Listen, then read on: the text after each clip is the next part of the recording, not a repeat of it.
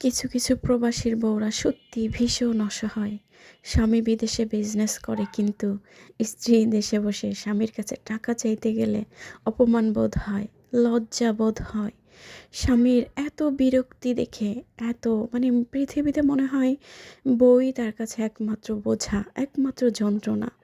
মানে মনে হয় যে আমি কি লজ্জার খাবার খাচ্ছি, যে এটা মনে হয় যে পৃথিবীতে যদি না খেতে পারতাম, যদি অন্য খাবারের রিজিকের ব্যবস্থা থাকতো তাহলে সেটাই খেতাম। এত লজ্জা লাগে, এত কষ্ট হয় নিজের সন্তানের জন্য, স্ত্রীর জন্য। এত বিরক্তি তাদের।